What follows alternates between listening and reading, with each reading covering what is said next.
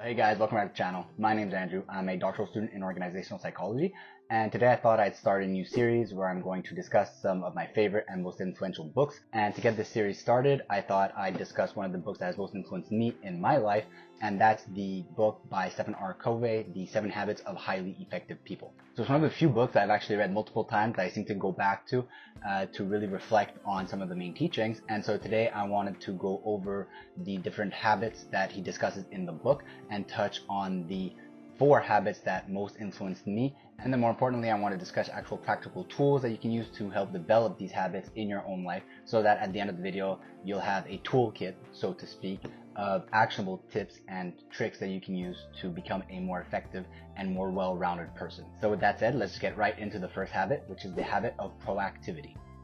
Okay, so the first habit is the habit of proactivity, and it's recognizing that we are in control of our own lives, that we have control over our behaviors, our thoughts, and our responses.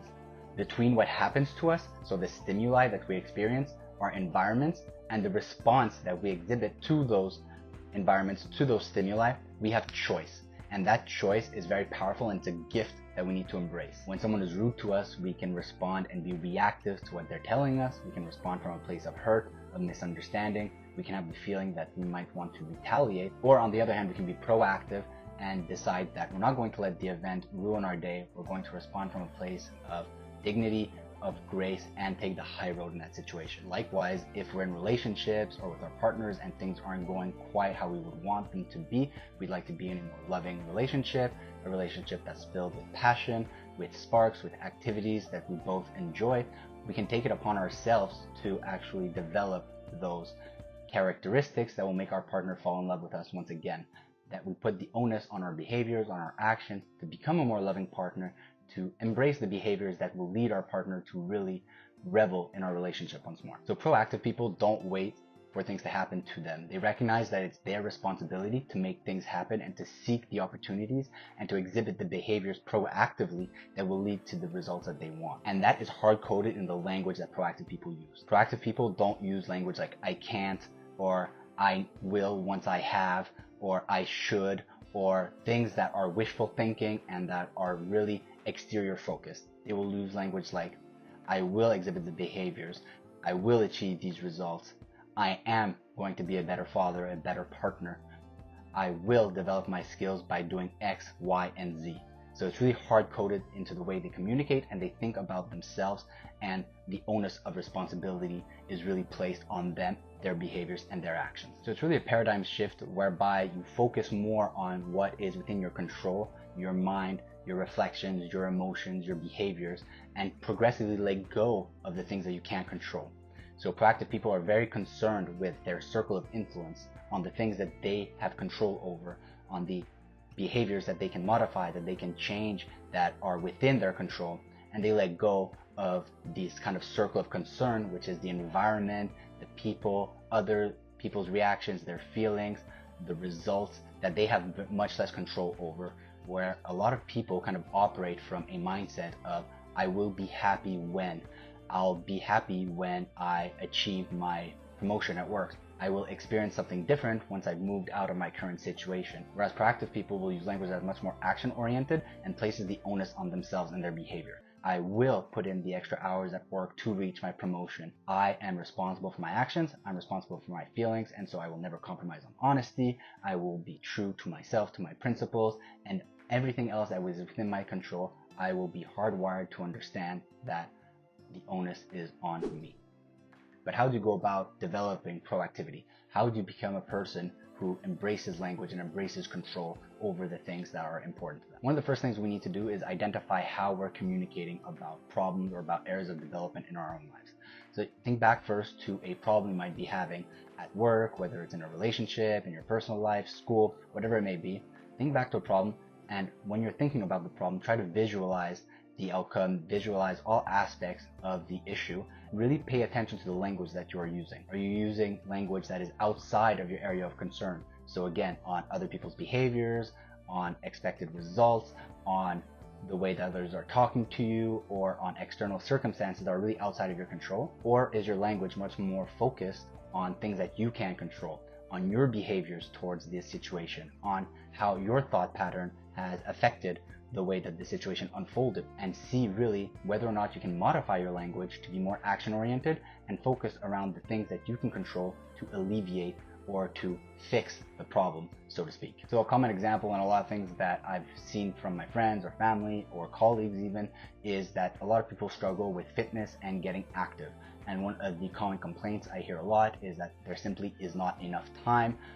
There are outside events that are preventing them from being able to really concentrate on fitness and wanting to get fit.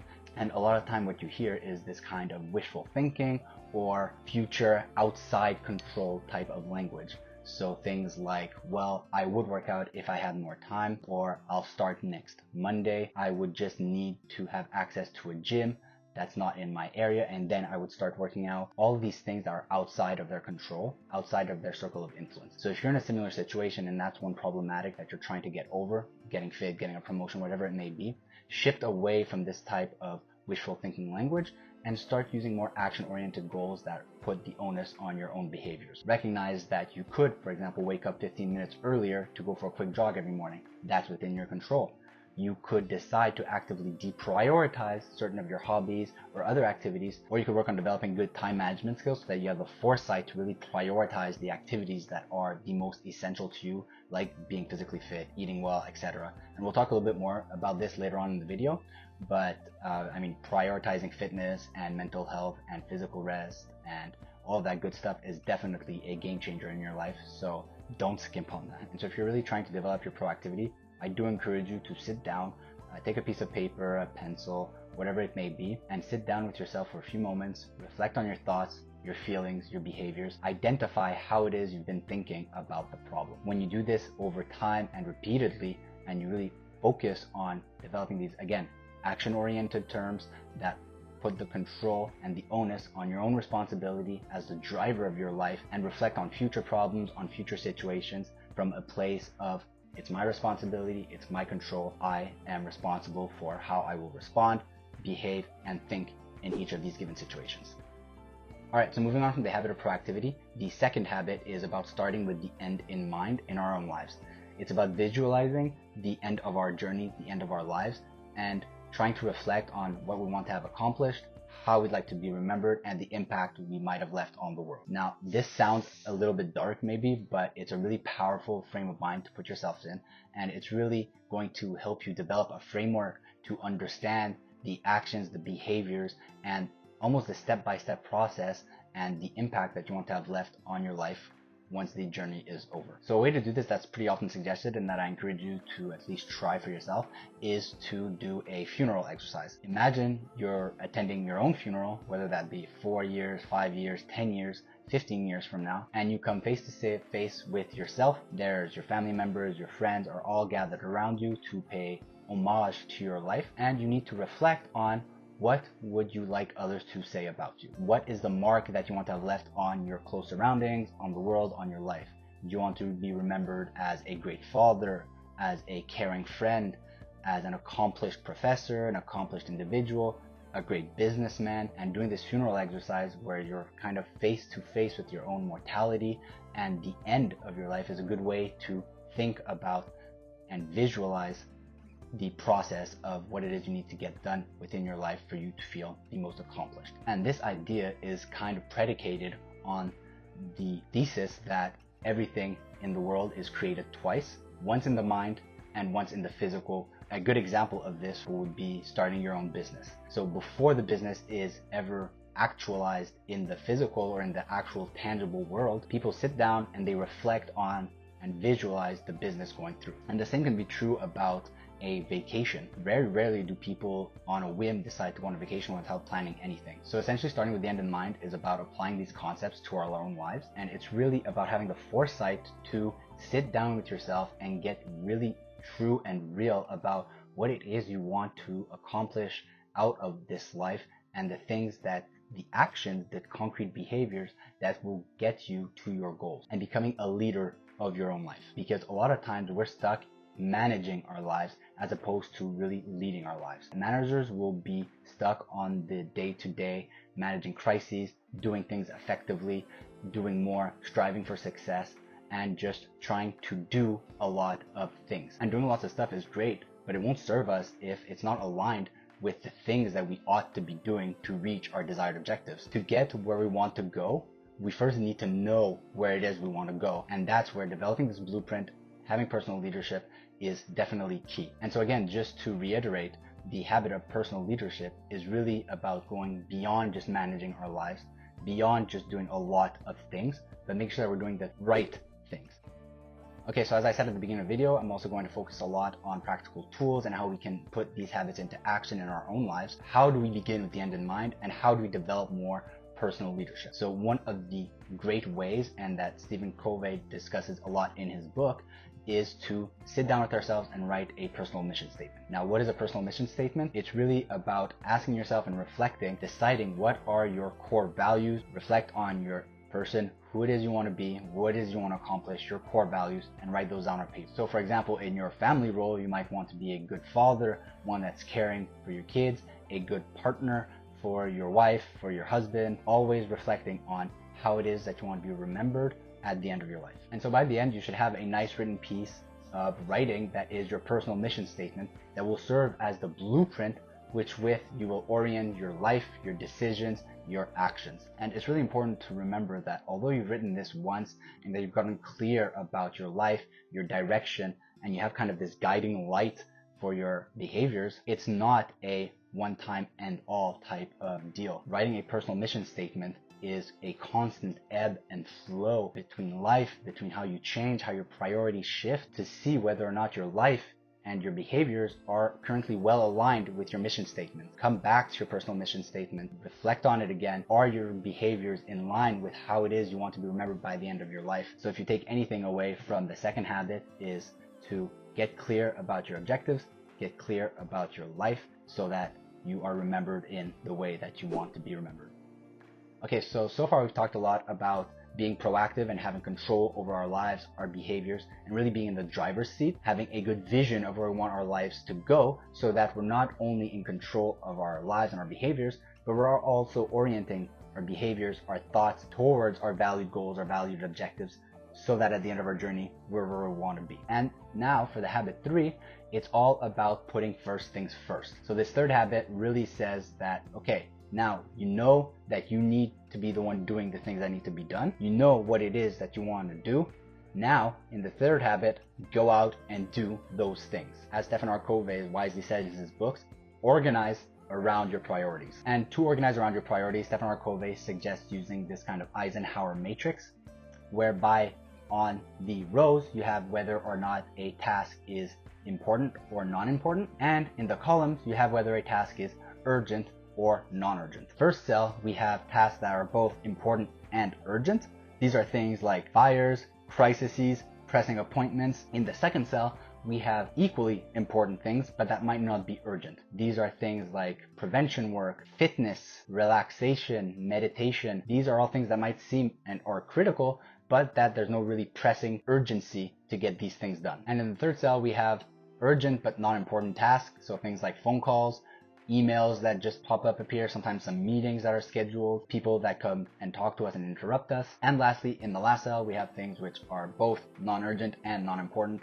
These are things that we should do the least of, but things like TV, mindlessness, busy work, and all that kind of thing that makes us feel busy, but that in reality are both non-urgent and non-important things that yet we prioritize in some cases. And so the essence of prioritizing and putting first things first is to spend as little time as possible in the last 2 cells, so things that are non-important, naturally, but it's also about trying to deprioritize in a way the amount of time that we spend on things that are very urgent and very important, and spending most of our time in quadrant 2, or the second cell, in the things that are extremely important but that are not that urgent. As managers of our lives, we're often stuck in this kind of paradigm where we are trying to put out fires. We're attending to things that are right in front of our noses. There are crises that we need to attend, people that are calling us, asking for our time, interruptions, emails popping up, and all of these different things that appear in our face, and we are attending to them as they come in and out. It might seem as though we're doing the right thing, right? But in effect, once again, we're being reactive to the world around us, not proactive. Because to be truly proactive, we need to have the foresight and the ability to spend time on activities that are highly important but that are not urgent, such as prevention, sleep, rest, recovery, etc. Because by spending more time on these types of activities, we will have the foresight to think about problems beforehand, to think on solutions to making things more effective, more efficient, which will help us personally become more productive, but also lead and manage teams or whatever our personal situation may be much more efficiently. And this is a reminder of the Pareto principle, where 80% of the outcomes come from 20% of the efforts. So just by spending more time in these quadrant 2 activities, we're definitely going to be in a position where our efforts, our time, our resources are going to be leveraged much more efficiently, because we have had the foresight to stop attending only to crises what's in front of our face and instead be very proactive with our time.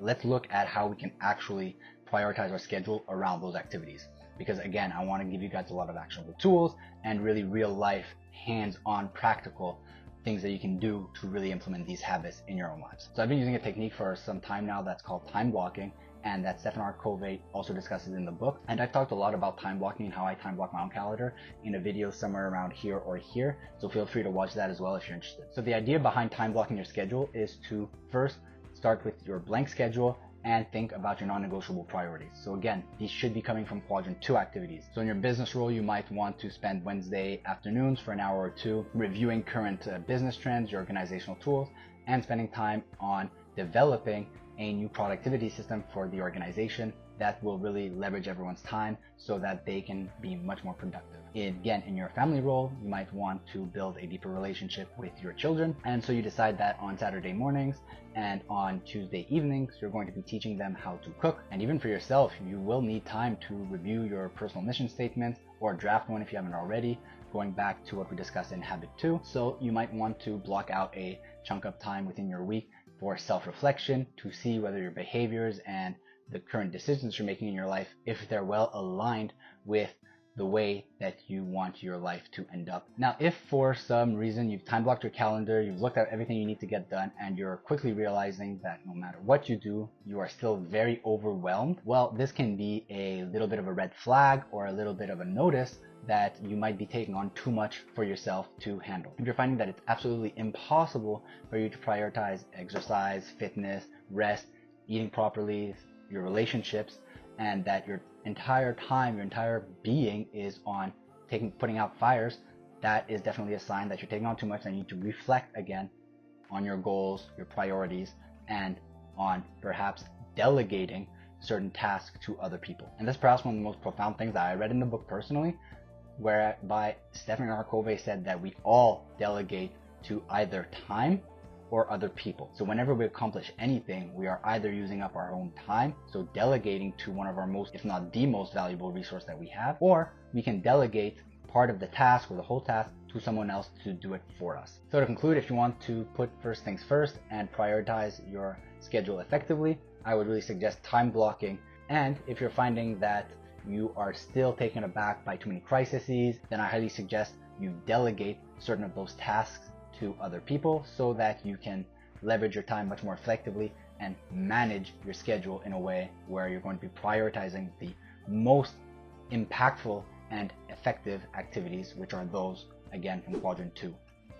Okay, so this video is already pretty long, and I don't want to make it any longer than it really needs to be, but understanding and really practicing these habits in your own life can really have a very powerful transformative effect. And just as a closing note, I do want to touch very quickly on the last habit actually from the book, which is all about sharpening the saw. Sharpen the saw essentially is all about taking care of our physical health, of our mental health, of our spiritual health. And there's a mountain of scientific evidence that taking care of our bodies, both physically, mentally, spiritually, has a profound and critical impact on our focus, performance, productivity, and all of these other indicators. So if you're really keen on developing these habits and being more proactive, putting first things first, and becoming a more effective individual, essentially, really think about sharpening the saw. Like the old adage goes, it's very difficult to cut down a tree if you never stop to sharpen the saw. Anyways, that's it for this video, but I'd really like to know which habit resonates the most with you. Are you struggling with any habit in particular? and you have any tips that you'd like to share with others. So please leave a comment down below. I'd love to hear from you guys. And like always, if you enjoyed the video, consider leaving a like and subscribing, because it would really encourage me to keep making this kind of content. And I really just love reading and seeing you guys respond to the content, because that's the reason I make it to begin with. I'm also thinking about making a part 2 to this video and discussing the other habits from Stephen R. Covey's book. So if you would like to see that video, do comment down below as well and let me know. Thanks a lot for watching. That's it for me, and I'll catch you guys in the next video. Cheers!